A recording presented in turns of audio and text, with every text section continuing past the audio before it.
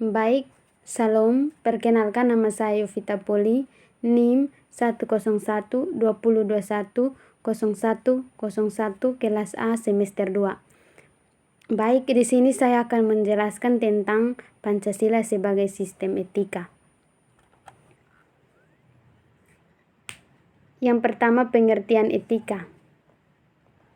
Berikut, etika berasal dari bahasa Yunani atau ethos yang artinya tempat tinggal yang biasa, padang rumput, kandang, kebiasaan, adat, watak, perasaan, sikap, dan cara berpikir.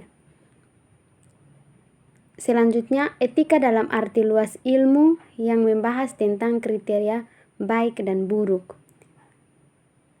Etika pada umumnya dimengerti sebagai pemikiran filosofi mengenai segala sesuatu yang dianggap baik atau buruk dalam perilaku manusia. Keseluruhan perilaku manusia dengan norma dan prinsip-prinsip yang mengaturnya itu kerap kali disebut moralitas atau etika. Selanjutnya, aliran-aliran etika.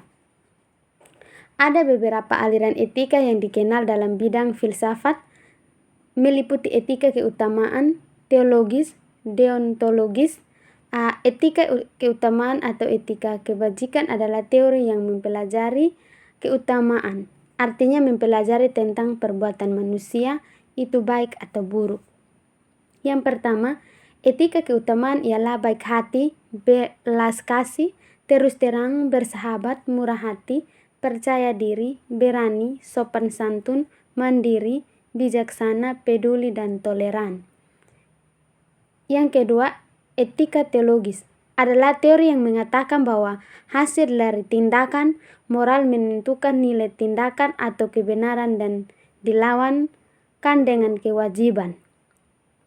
Yang berikut, etika deontologis adalah teori etis yang bersangkutan dengan kewajiban moral sebagai hal yang benar dan bukannya membicarakan tujuan atau akibat.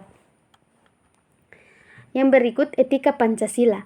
Etika Pancasila adalah cabang filsafat yang dijabarkan dari sila-sila Pancasila untuk mengatur perilaku kehidupan yang bermasyarakat, berbangsa, dan bernegara di Indonesia.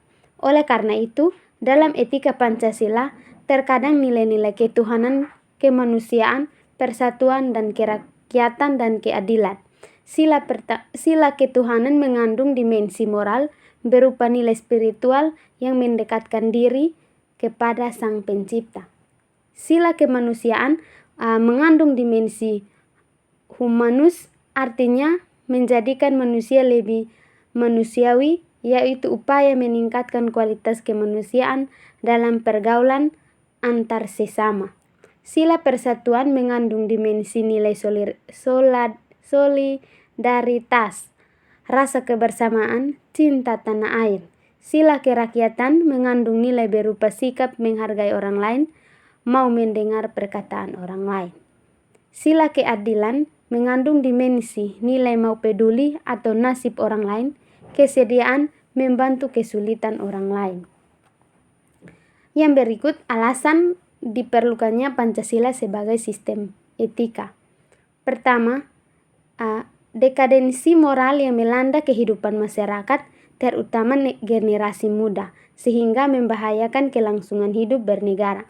Contohnya, penyalahgunaan narkoba, kebebasan tanpa batas, rendahnya rasa hormat kepada orang tua, menipisnya rasa kejujuran, tawuran antar pelajar. Kedua, korupsi atau merajalela karena para penyelenggara negara tidak memiliki rambu normatif dan dalam menjalankan tugasnya. Ketiga, kurangnya rasa perlu berkontribusi dengan pembangunan melalui pembayaran pajak. Hal tersebut terlihat dari kepatuhan pajak yang masih rendah.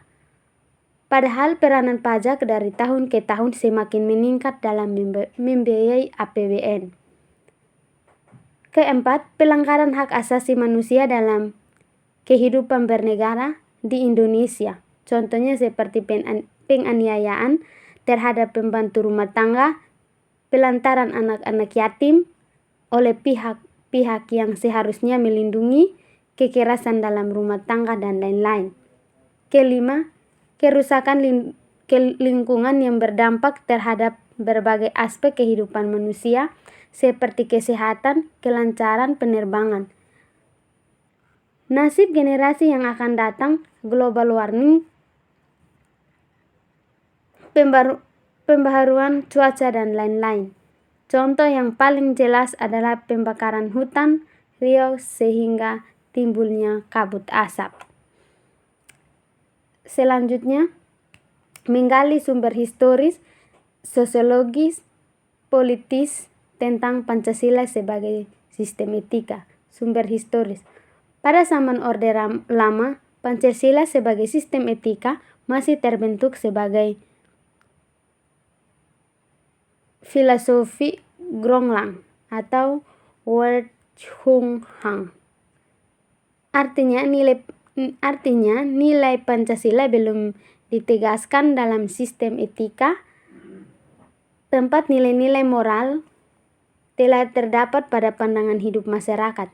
Masyarakat dalam masa Orde Lama telah mengambil nilai-nilai kemandirian bangsa yang oleh Presiden Soekarno disebut dengan istilah berdikari atau berdiri di atas kaki sendiri. Yang berikut, pada zaman Orde Baru, Pancasila sebagai sistem etika disosialisasi melalui peraturan dan diinstitusionalkan dalam wadah. Ada banyak butiran Pancasila yang dijabarkan dari kelima sila Pancasila sebagai hasil temuan dari para peneliti. Yang berikut, para era reformasi. Pancasila sebagai sistem etika tenggelam dalam hiruk pikuk perebutan kekuasaan yang harus menjurus pada pelanggaran etika politik. Salah satu bentuk pelanggaran etika politik adalah abuse of power, baik oleh pelanggaran negara di legislatif, eksekutif, maupun yudikatif. Penyalahgunaan kekuasaan atau kewenangan inilah yang menciptakan korupsi di berbagai kalangan penyelenggara negara. Yang berikut argumen tentang tantangan Pancasila sebagai sistem etika. Pertama, tantangan terhadap sistem etika Pancasila pada zaman Orde Lama berupa sikap otoriter dalam pemerintahan sebagaimana yang tercermin dalam pelanggaran negara yang menerapkan sistem demokrasi terpimpin. Kedua, tantangan terhadap sistem etika Pancasila pada Orde Baru terkait dengan masalah NKK, artinya nepotisme, kolusi, dan korupsi yang merugikan pelanggaran negara. Ketiga, tantangan terhadap sistem etika Pancasila pada era reformasi berupa euforia kebebasan berpolitik sehingga mengabaikan norma moral. Misalnya munculnya anarkisme yang memaksakan kehendak dengan mengatasnamakan kebebasan demokrasi. Yang berikut, Pancasila sebagai sistem etika. Pertama, hakikat sila ketuhanan terletak pada keyakinan bangsa Indonesia bahwa Tuhan sebagai penjamin prinsip-prinsip moral. Artinya setiap perilaku warga negara harus didasarkan atas nilai-nilai moral yang bersumber pada norma agama.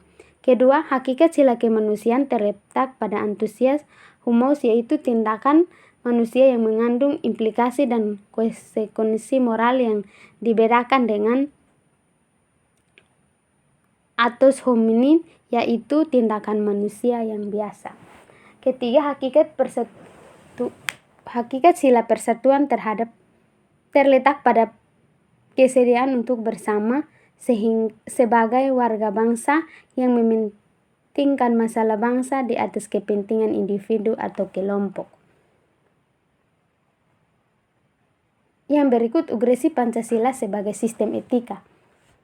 Hal-hal yang sangat ugresi bagi pembangunan Pancasila sebagai sistem etika meliputi hal-hal sebagai berikut. Pertama, meletakkan sila Pancasila sebagai sistem etika berarti menempatkan Pancasila sebagai sumber moral dan inspirasi bagi penentu sikap, tindakan, dan keputusan yang diambil setiap warga negara. Kedua, Pancasila sebagai sistem etika memberi bagi setiap warga negara sehingga memiliki orientasi yang jelas dalam tata pergaulan baik lokal, nasional, regional maupun internasional. Ketiga, Pancasila sebagai sistem etika dapat menjadi dasar analisis bagi berbagai kebijakan yang dibuat oleh penyelenggara negara sehingga tidak keluar dari semangat negara kebangsaan yang berjiwa Pancasila. Sekian dan terima kasih.